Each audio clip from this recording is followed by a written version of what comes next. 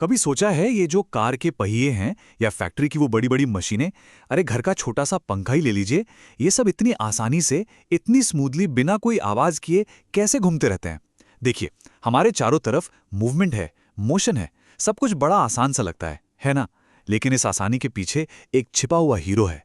तो चलिए, आज की इस चर्चा में हम उसी अनदेखी ताकत के बारे में बात करते हैं।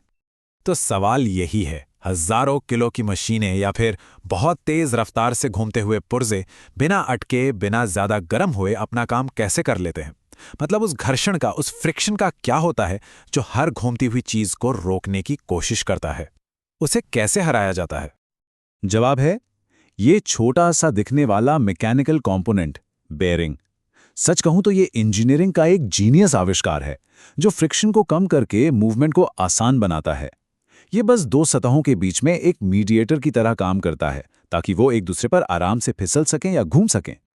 तो ठीक है, ये काम करता कैसे है? किसी भी बेयरिंग की डिजाइन को समझने के लिए ना, हमें पहले उन दो मेन फोर्सेस को समझना होगा जिनसे ये लड़ता है। पहला फोर्स है रेडियल लोड। इसको समझने का सबसे अच्छा तरीका है एक कार के पहिए के बारे में सोचना। कार का जो पूरा वजन है वो सीधा नीचे की तरफ उसके एक्सेल पर पड़ता है। ये फोर्स शाफ्ट या धुरी पर, कह सकते हैं 90 डिग्री के एंगल पर लगता है। बस इसी को रेडियल लोड कहते हैं। और दूसरा है एक्सियल लोड, जिसे थ्रस्ट लोड भी कहा जाता है। अब ये वो फोर्स है जो शाफ्ट के पैरेलल, यानी उसकी लंबाई की दिशा में लगता है। कल्पना कीजिए कि जब किसी चीज को सीधा धकेला या खींचा जाता है, जैसे एक ड्रिल मशीन दीवार में छेद करती है, तो उस पर जो फोर्स लगता है वो है एक्सियल लोड। अच्छा, तो इन दोनों तरह के लोड को संभालने के लिए बेयरिंग्स की दुनिया को मोटे तौर पर दो परिवारों में बांटा गया है, बॉल बेयरिंग्स और रोलर बेयरिंग्स। काम दोनों का एक ही है, लेकिन काम करने का तरीका और इनकी काबिलियत बिल्कुल अलग है। इन दोनों में जो सबसे बड़ा फर्क है वो है इनके कांटेक्ट का तरीका। बॉल बेयरिंग में छोटी छोटी गेंदें होती हैं जो सिर्फ एक पॉइंट पर टच करती हैं, बिल्कुल एक बैले डांसर की तरह जो सिर्फ अपने पंजों के बल पर खड़ी हो। इससे फ्रिक्शन बहुत कम होता है और स्पीड ज्यादा मिलती है। वहीं दूसरी तरफ रोलर बेयरिंग में एक पूरी लाइन पर कांटेक्ट होता है, जैसे कोई अपने पूरे पैर पर खड़ा हो। अब जाहिर है कांटेक्ट एरिया ज्यादा होने से ये कहीं ज्यादा वजन उठा सकते हैं, लेकिन फ्रिक्शन थोड़ा सा बढ़ जाता है। अच्छा, तो इन दोनों परिवारों के जो सबसे कॉमन, सबसे बुनियादी खिलाड़ी हैं वो हैं डीप ग्रूव बॉल बेयरिंग और सिलिंड्रिकल रोलर बेयरिंग। अब देखिए, डीप ग्रूव बॉल बेयरिंग जो है वो एक ऑलराउंडर जैसा है, बहुत वर्सेटाइल। मतलब तेज स्पीड के लिए तो एकदम बढ़िया, लेकिन हाँ, एक्सियल लोड लेने की इसकी क्षमता थोड़ी कम है। और दूसरी तरफ है सिलिंड्रिकल रोलर बेयरिंग।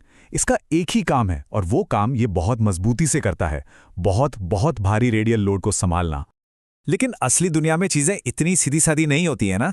ज्यादातर मशीनों में रेडियल और एक्सियल दोनों लोड एक साथ काम कर रहे होते हैं। तो ऐसी सिचुएशन में क्या किया जाए?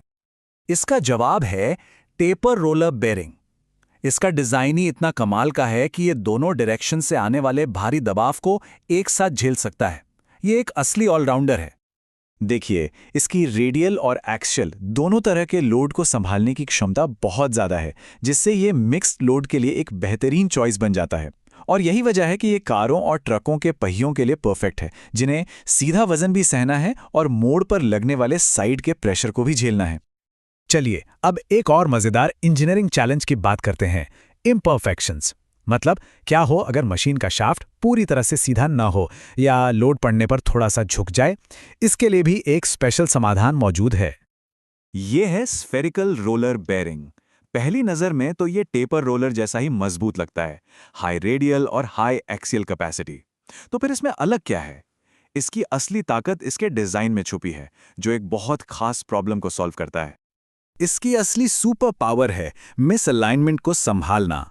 इसका जो अंदरूनी डिजाइन है वो खुद ब खुद एडजस्ट हो जाता है। इसका मतलब ये हुआ कि अगर शाफ्ट थोड़ा बहुत टेढ़ा मेढ़ा भी हो तो भी ये बेयरिंग अपना काम एकदम परफेक्ट तरीके से करता रहता है।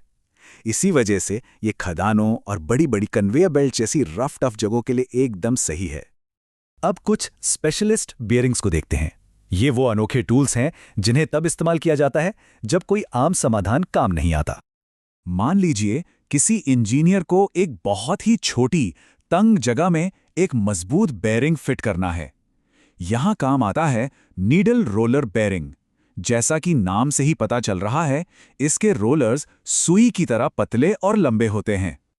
इसका सबसे बड़ा फायदा है एक बहुत ही पतले डिजाइन में हाई रेडियल लोड कैपेसिटी देना। यही खूबी इसे ऑटोमोबाइल ट्रांसमिशन और कॉम्पैक्ट गियरबॉक्स जैसी जगहों के लिए जरूरी बना देती है, जहां एक एक मिलीमीटर जगह कीमती होती है। अब उस सिचुएशन के बारे में सोचिए जहां सिर्फ एक ही तरह का फोर्स है, एकदम प्योर एक्सियल या थ्रस्ट लोड, मतलब सिर्फ सीधा धक्का या खिंचाव। इसके लिए एक पूरी तरह से अलग कैटेगरी के बेरिंग्स बनाए गए हैं। ये हैं थ्रस्ट बेरिंग्स, जो दो तरह के होते हैं, बॉल और रोलर। थ्रस्ट बॉल बेरिंग हल्के फुल्के कामों के लिए अच्छा है, जबकि थ्रस्ट रोलर बेरिंग बहुत भारी एक्सियल लोड, जैसे कि क्रेन के हुक या फिर किसी बहुत बड़े इंडस्ट्रियल टर्न टेबल के वजन को संभालने के लिए बनाया गया है। तो हमने कई तरह के बेरिंग्स देखे। अब ये तो साफ है कि हर काम के लिए एक सही टूल होता है। गलत बेरिंग चुनने का मतलब हो सकता है मशीन का खराब होना, परफॉर्मेंस में कमी और यहां तक कि खतरा भी। इसलिए सही चुनाव करना बहुत जरूरी है। तो सवाल है, एक इंजीनियर सही बेरिंग चुनता कैसे है? प्रोसेस कुछ ऐसा दिखता है। सबसे पहले लोड का टाइप और साइज देखा जाता है। फिर स्पीड की क्या जरूरतें हैं, क्या मिस अलाइनमेंट का कोई चांस है, और आखिर में जगह कितनी है। इन सवालों के जवाब ही सही बेरिंग तक ले जाते हैं। अगली बार जब कोई कार बिल्कुल मक्खन की तरह सड़क पर चलती दिखे या कोई पंखा बिना आवाज किए घूमे, तो शायद ये याद आएगा कि एक छोटा सा लेकिन बहुत ही ताकतवर पुर्जा है जो ये सब मुमकिन कर रहा है। शायद इस छिपी हुई इंजीनियरिंग को अब एक नई प्रशंसा की नज़र से देखा जाएगा।